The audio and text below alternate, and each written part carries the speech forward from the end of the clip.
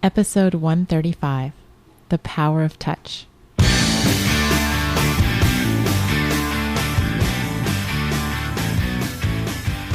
Welcome back to One Extraordinary Marriage, where we talk about life, love, and the pursuit of intimacy. You're here with Elisa DiLorenzo. And Tony DiLorenzo. It's always interesting. I do the same intro every week, but sometimes I just feel like I'm getting my sexy voice on. I don't know where that comes from. I don't either. I don't know. Maybe it's the look you give me. Maybe awesome. Not. Maybe you guys are like, Elisa, you sound the same every week. It doesn't matter. So welcome back to One Extraordinary Marriage, folks. We are excited to be on the microphones with you tonight. Hope that you all have had a good week. We are incredibly excited. We are in the countdown. We are in the final month before our live event here on Saturday, October 13th here in San Diego. Tickets are $10. You can find them at oneextraordinarymarriage.com/live event. Live event.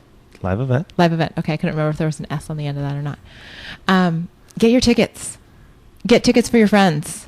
Make it a date day, but be there. Be there. We're going to be talking about communication issues that affect your marriage on a daily basis. And we know that because they affect our marriage on a daily basis. So make plans. Make plans. This is what you guys have asked for.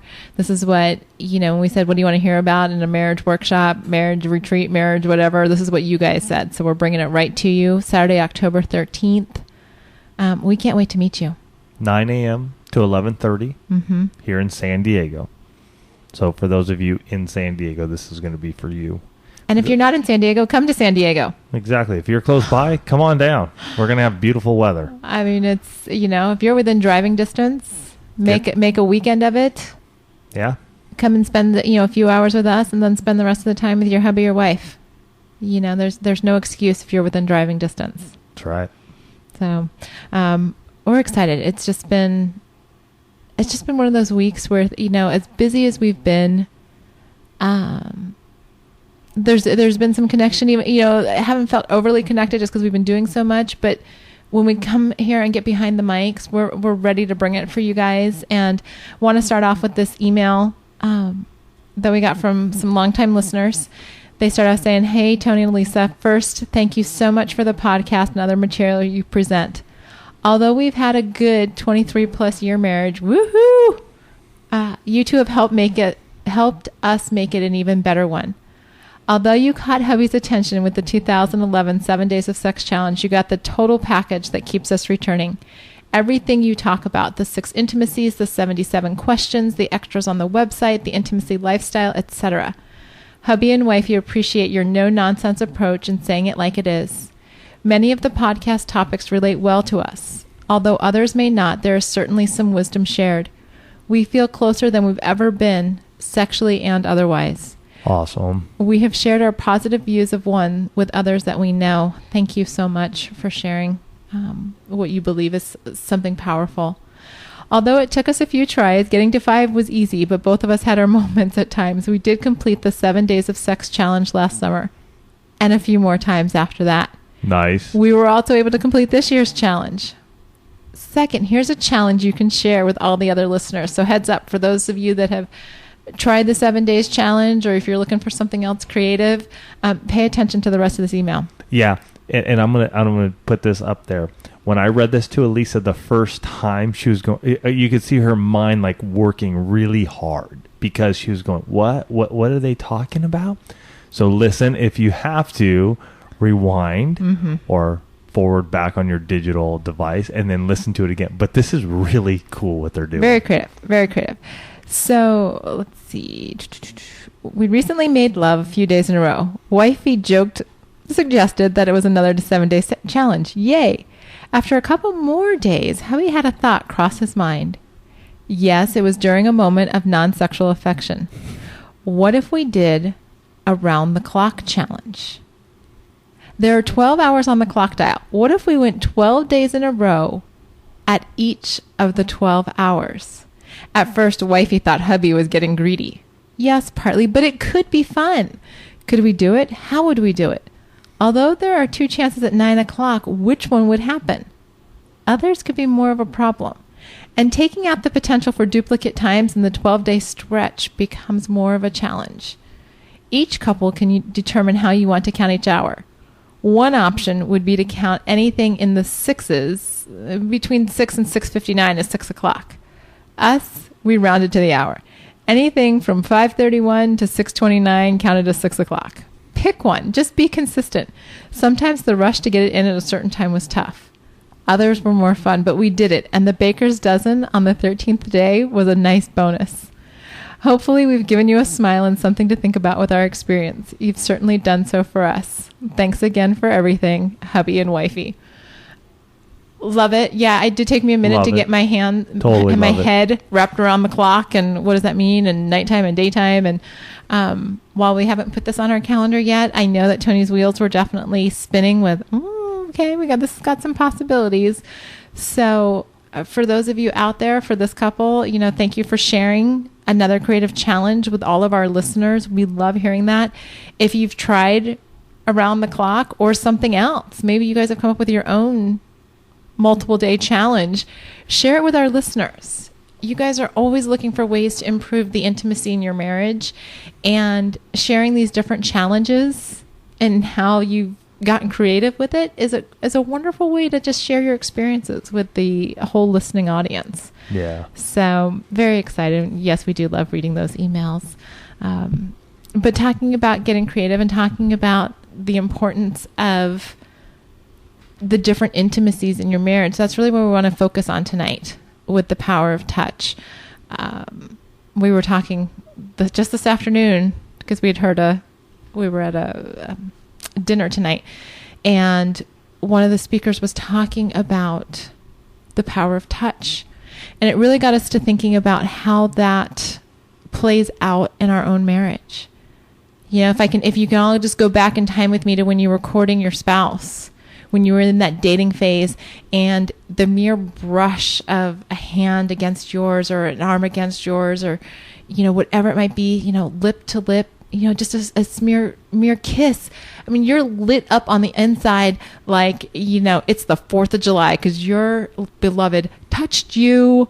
You can feel those fireworks. You can feel the little quiver in your stomach because you're like, oh my gosh, I just got a kiss, or I just got touched, or can you believe it? He touched me. And then you call your girlfriends, or you're like, hey dude, it was great. She held my hand. Yes, us guys get those same feelings too. But you probably don't call up your girlfriends and no. Okay. We girls, we do that kind of stuff. Although I remember, letting my buddies know when I kissed you for the first time. I didn't know that. Yes. Mm-hmm. Well, we were at my birthday party. There was a whole audience there. Yeah, but most of them had been drinking and weren't in the kitchen when we did kiss. Okay. When you kissed me? Yep.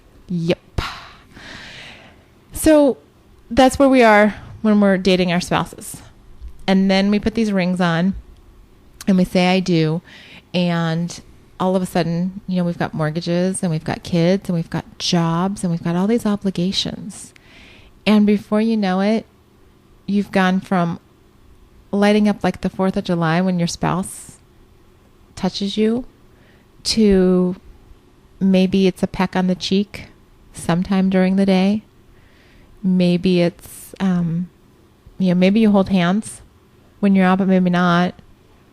Maybe roll over and do another quick peck in bed before lights out.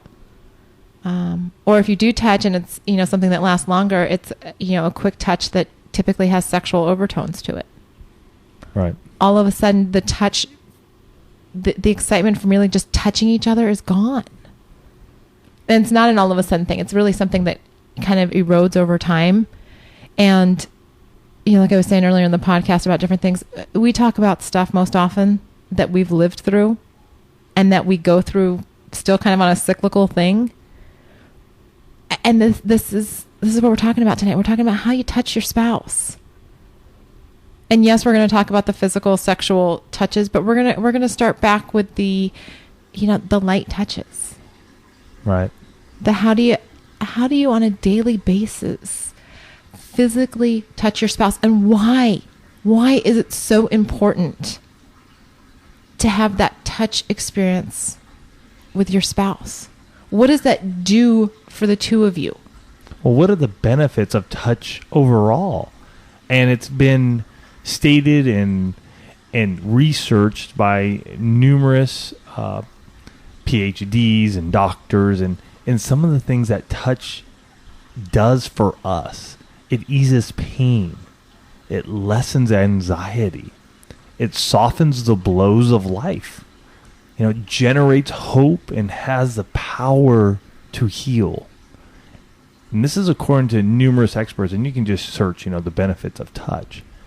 And those are just a few, but it's just amazing what can happen with touch. I mean, here's some other things. Physical benefits such as slowing the heart rate, dropping blood pressure, a feeling of relaxation, quicker recovery from illness, emotional and spiritual connection to the person touching you. I mean, these are all benefits of touch. And as Elisa said, we go from this point in our marriages, or prior to our marriages, in our courtship, and then, maybe in those newlywed years, of lots of touch. And yet, as the years come on and pile on, we lose that. Mm-hmm. And we can say that from experience, because I've noticed over the years, and there have been definite cycles of our marriage where that has happened.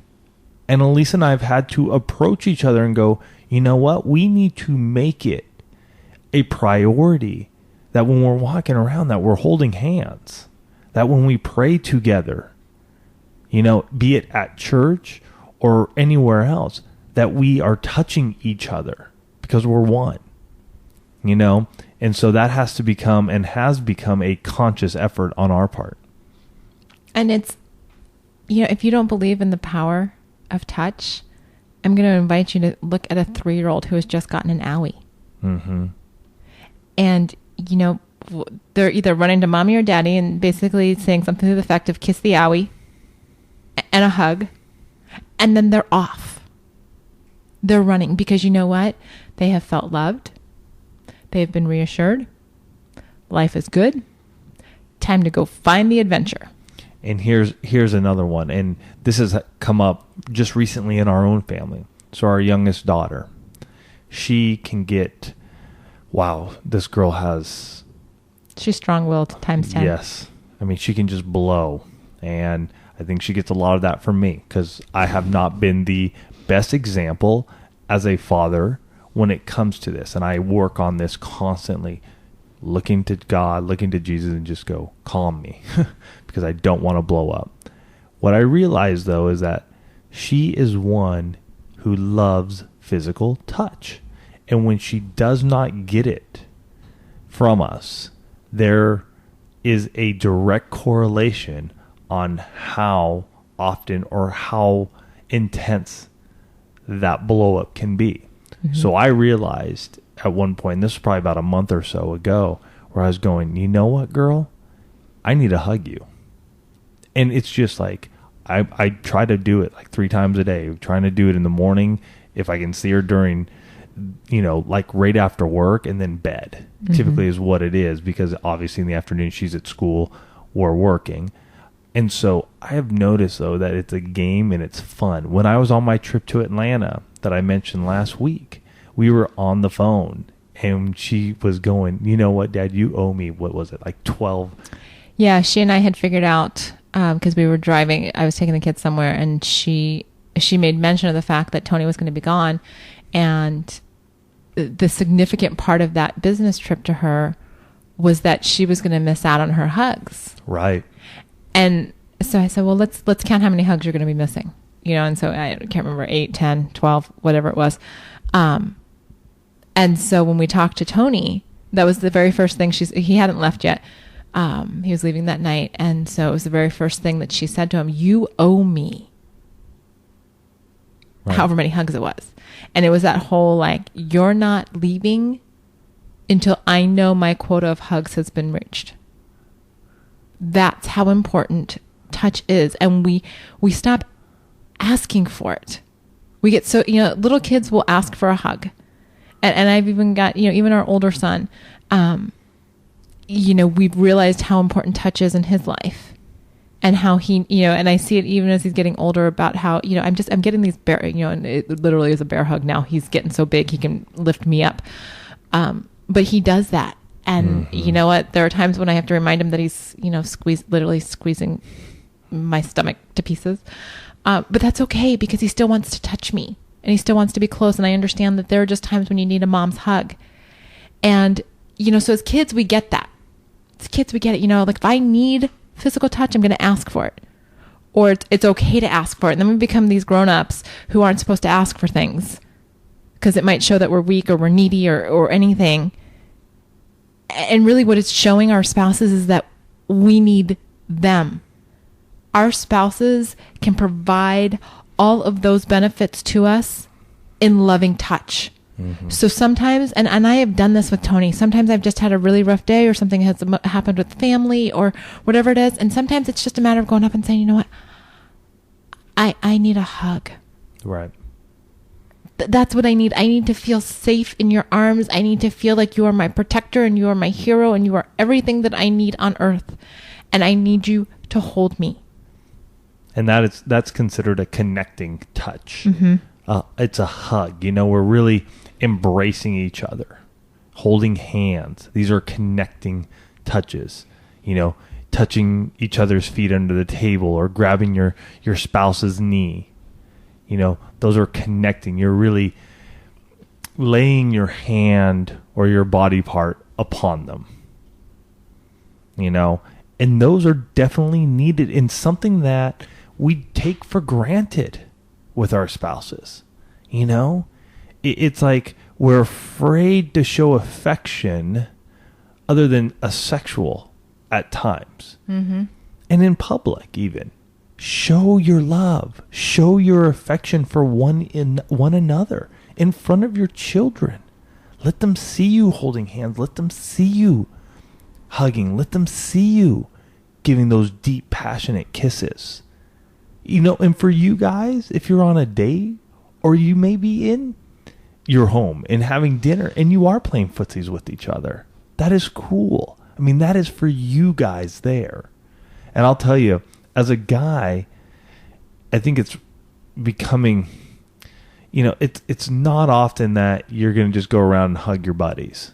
You just don't.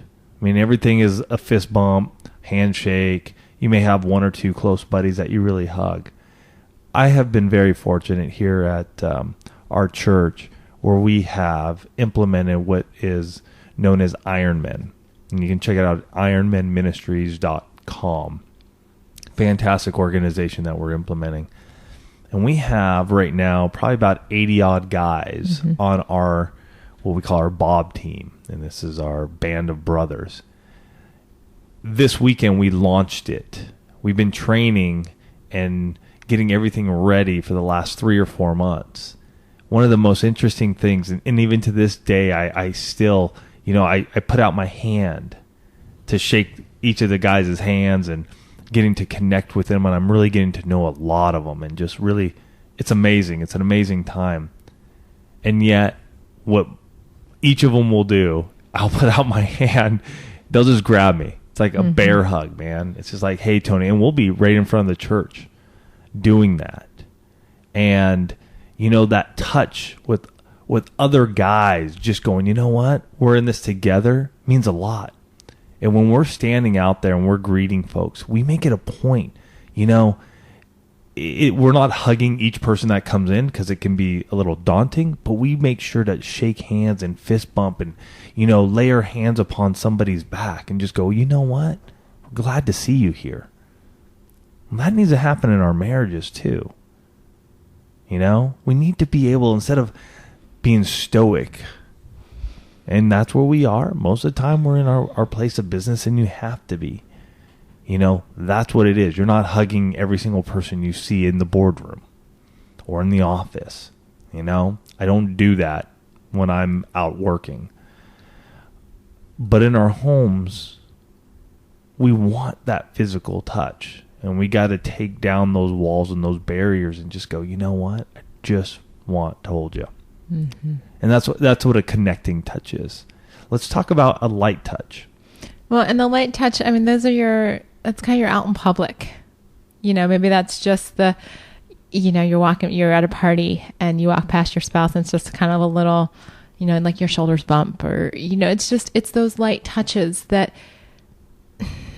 show that you're thinking of somebody. Show your spouse that, you know what, I'd love it to be more, but here's where we're at right now. So I'm just gonna, just a light brush against the back, or, that lingering glance. And sometimes the connecting touch, sometimes it's you can do touch through eye contact. Mm-hmm. It's when you're sitting at a party and, you get, for whatever reason, you end up on opposite sides of the room because your husband's talking to a group of guys and you're with the gals. And all of a sudden you look up and you both look up at the same time, and there's that eye contact and that little smile that says, yeah, I know we might be in a room of 20, but guess what? You're the only one I see. Mm-hmm. That can be a light touch because it's just that connection that's between the two of you. An example of this, too, was just today. We were at Alex's ball game. And, we're on the bleachers, and Elisa's sitting with all of her girlfriends, and I was talking to one of the other dads, and I happened to come around and talk to some of the ladies and see what was happening. But I was sitting right behind Elisa, and all I did was, maybe once or twice while I was back there, I just put my hand lightly on her shoulder, and that was it. It's not this big old display of like I need to be right next to her and I'm holding her. It's just a light touch, just going, hey, I'm here. Or at church when we're standing next to each other, and we're worshiping. Sometimes it's just our shoulders just touching one another. Mm-hmm. So it's not anything big. And I wanted to say this too, when it comes to a light touch like that, for some of you, and we've talked about this in the past, when you're looking for your spouse to initiate sex, those light touches, if you talk to each other enough and know what they mean, some of those light touches may mean, hey, honey, I'm interested in you tonight. And they're happening, after work, at the dinner table, maybe while you're getting the kids to bed, or while you're passing each other in the hallway. So the light touches is really interesting because it can work in a couple of different ways. One is just that sort of connection when you're just sort of moving around each other, but it can also be that awesome touch of just going, hey, it's on tonight. And that might be your spouse, husband or wife, initiating. And it's important to have the discussion around the touches. Mm-hmm. Because lots of times the power is in having a non-sexual touch. Just having the physical touch, but not with any expectation of we're going to hop into bed in 3 hours, or we're going to bed right now, or, we're going to talk about physical intimate touch here in a couple minutes. But sometimes it's more important to have the non-sexual touch. Sometimes that helps you or your spouse to feel valued just for who you are, not because we're going to end up in bed together, right? But because I want to be with you as a person, not you as my sexual partner, as my spouse, as my, we're going to bed. Right. And sometimes we lose, because we're so wrapped up in the craziness of life, we kind of skip all of the connecting touches and we only jump into the physical intimate touch. And so it's important, if you've kind of dropped some of these other touches out of your repertoire, that you bring them back in. Don't give up the physical intimate touch. We're not saying get rid of that, but bring in these other touches because it's going to enhance your marriage. Mm-hmm. So much of what we talk about is to strengthen your marriages, and having these other touch, having the light touch, having the connecting touches, that is going to strengthen what the two of you have together. As we start talking, kind of the next level would be your companionship touches. And these are touches that, we're not all the way to the sexual intimate touches yet, but it's more, we're talking the two of you. This is like your back rubs and, playing with the very, we're getting more intimate with one another. Cuddling, spooning, that type of, this is just for the two of us. Because, I don't think you're, playing footsie. You should not be playing footsie with anybody but your spouse or your kids. Mm-hmm. Because the kids, every once in a while, somebody gets a foot in there and they're like, Mom. Blah, blah, blah.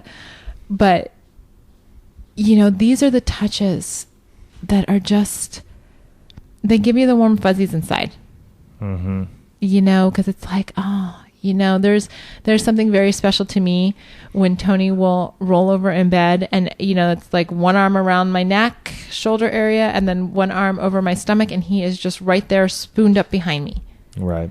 You know, and we did that this morning, and I just remember laying there in bed going, you know, God, thank you for this gift. Thank you for this man that just wants to spoon me in the morning.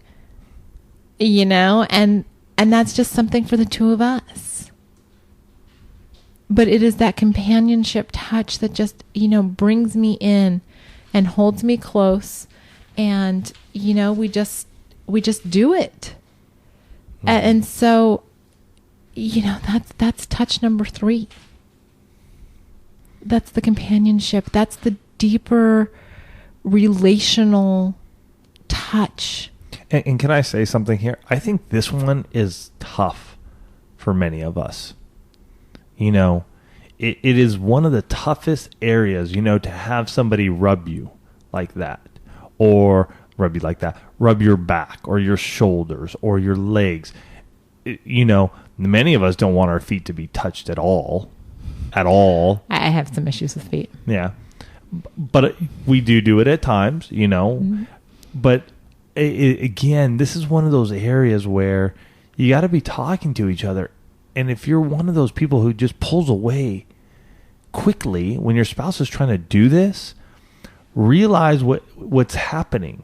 It's a form of rejection. You know, if it's just like, I don't like that, don't do it. You know, think about how that plays out in the mind of your spouse. Because every time you're saying that, it's a form of rejection. And he or she, after a while, is just not going to do it. You know, there's no explanation behind it. You know, and sometimes we got to be willing to try something new and let go. You know, I know it's tough. You know, we had those issues, especially with like Elisa's feet. I would love to just let her like grab them and just massage them. And she's even making the face. I'm cringing. Even as he says, I don't, like, I'm fine if I go in for a massage. Like, I'm fine if they're working on my feet. There's something about Tony doing my feet. Like, I get pedicures. No problem. Tony touching my feet. It's just, like, I can feel the hairs on the back of my neck standing up right now. Right. And it still just irks me because I still want to do that. But I'll massage your feet. I know. I'm perfectly fine with the reciprocal action, but it's I'm working on it. Yep. Again, we work on it. We talk about it. So I'm just giving you guys the heads up. Just think about that. You know, when you do pull away from something like that without the explanation or the reasons why it doesn't feel good, it's a form of rejection. And that's what was happening in our marriage until Elisa finally just said, you know what? That's what it does. It irks her. There's no enjoyment. So for me, now I just realize it, you know, and there are still times when we can do it, but it's just very rare. And there has to be a lot of the circumstances just have to be right. Yeah. And I can't even tell you what those circumstances are. I mean, it's not like there's a formula for it. No. It's just, there are times when he can do it. Right. You know, so. All right. Talk to your spouse. Yeah. Talk to your spouse. But, you know, all of this, you know, for so many of you leads to physical intimate touch. And that's going to be your more sexual touch. It's going to be the, you know, the swat across the, playful swat across the bottom. It's going to, you know, and it's going to lead to sex. Mm-hmm. It's going to be those deep kisses. It's going to be, you know, you initiating sex with your spouse. I mean, come on. That's a huge hello fireworks. But this is a very important part of touch as well. You know, the power of touch is this huge spectrum, folks. And, you know, you can't just have the light touch on one side and think that your marriage is going to flourish. And you can't just have the physical sexual touch on the other end of the spectrum and say, oh, we've got a perfect marriage. You need all of those different types of touches because you know what? That's how we were created. We were created to want to be in connection with other people, specifically our spouses. those of us that are married, and we know some of you listening to us are engaged or single and want to be married somewhere in the future, and touch across the spectrum is important, because unless you're a superhero, you don't have the stamina to have sex day in and day out for very, very long periods of time. I know some of you listening have done 60 plus days. Hats off to you. Some of you have tried for even longer periods of time, and I think some of you are still going. I've heard bits and pieces through the messages and conversations that we've had from you. Some of you are, crazy stamina. Yeah. Hats off to you. The average Joe cannot maintain physical sexual intimacy for an indefinite amount of time. I'll leave it at that. So that's where all these other touches come in to say, you know what? I am connected to you. I love you. I love touching you. I love who you are. That's what happens when you do everything from holding hands in the movie theater to playing footsie under the table to giving the back rub to playing with her hair to holding her chin when you kiss her. To being able to say to your spouse, I just need you to hold me, or you know what? Let's just go for a walk and hold hands. Let's do these things. And if you haven't done it in a long time, then maybe you start with just sitting next to each other on the couch, because maybe some of you have even stopped doing that. I talked to a couple last weekend, and they were sharing with me their how they tend not to spend a lot of time. They're just not computer people, and so they don't spend a lot of time on the computer. And so they were sharing how the time that they really connect with one another is they sit down and they've got some favorite TV shows that they watch. And so, they were sharing how they just, kind of banter back and forth over the television shows. And the wife was explaining how she just sits, they sit right next to each other. It's not like, his recliner and her recliner. It's like, no, they're together on the couch, or, one sprawled out on the other or whatever. And I thought, how wonderful that they have figured out what works in their marriage. They are physically connected, present with one another, discussing whatever the show is, whether it's a news show or a comedy or whatever it is. They haven't allowed themselves to fall into the zone out portion of watching TV. And they're touching. And they make it a point to touch. And I watched them over the course of the afternoon, and they touched a lot. How many of you have seen the commercials or even seen it in real life, the old couple that's probably in their 80s, and they're holding hands walking everywhere they go? Now, granted, it may be so they both stand upright. Okay, I'm not knocking that. I'll probably be holding Tony's hand for stability when I'm 80. The other part of that is that they don't want to be out of touch. Because if you're not touching, you're out of touch with your spouse. Yeah. And that's the important thing to consider. If you're out of touch with your spouse, you're spiraling and you may not even know it. Part of staying in your marriage is staying in touch with your marriage. And I'm not just talking about, did you call them today on the phone? I'm talking about, are you touching your spouse? Because we crave it. We were designed for touch. And if you're not touching your spouse, I can guarantee you they will find that need somewhere else. So be that person that is touching them. Be the one who they want to run to when something bad happens, just like the 3-year-old on the playground. When your spouse gets an owie, you should be the one fixing that owie.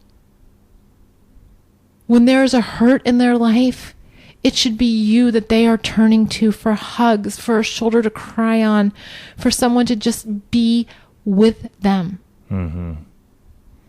That is your role.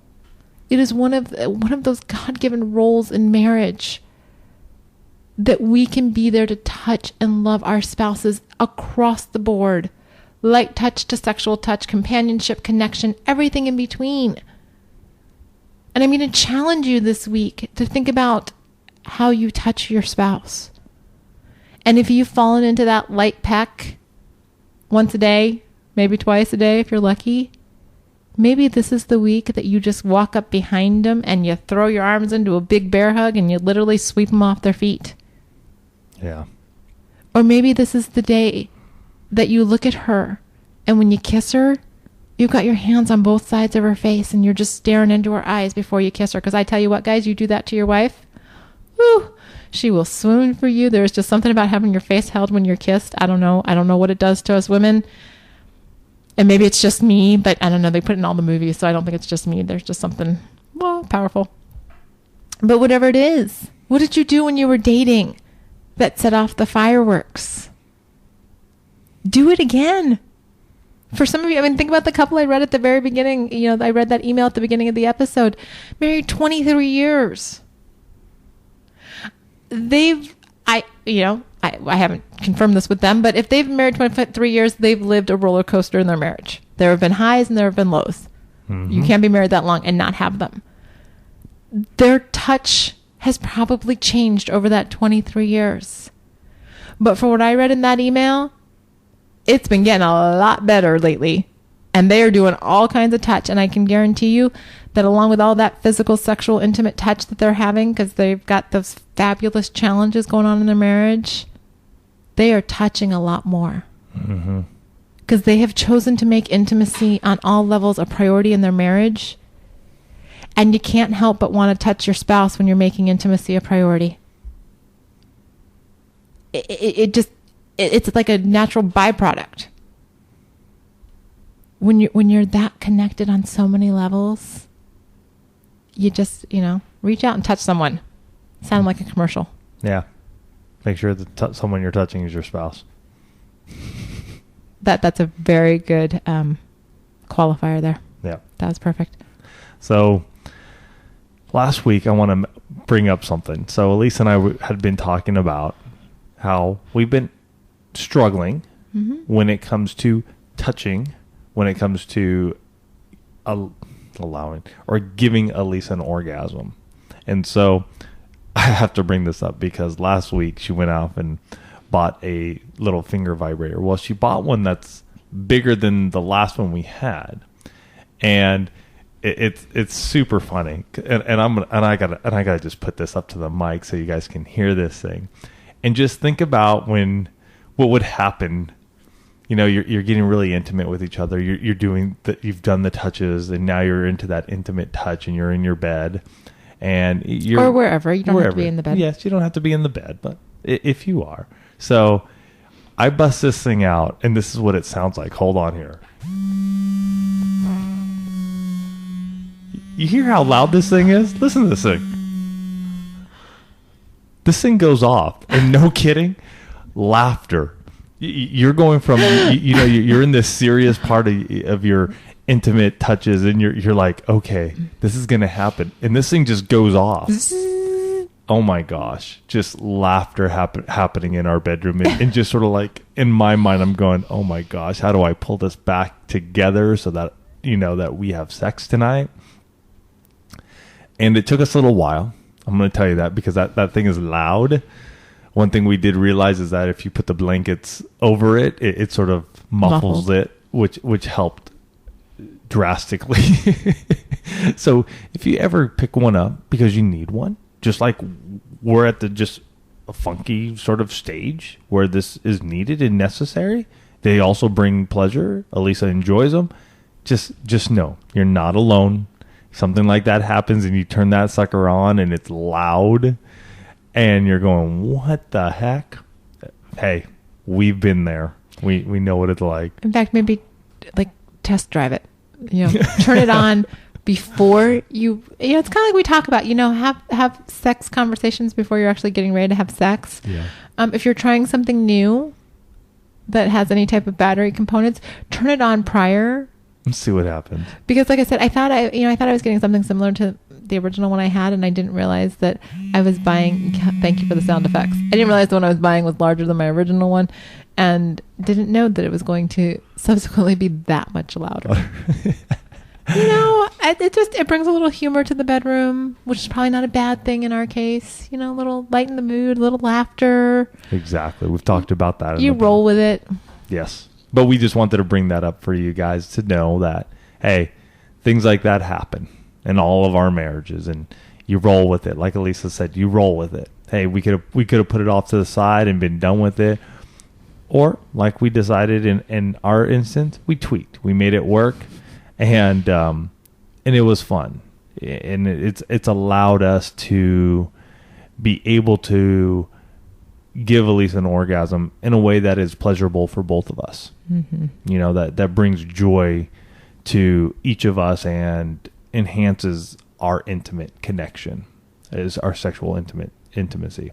So with that being said, folks, connect with us. If you need anything, info at oneextraordinarymarriage.com. You can email us there. You can call in.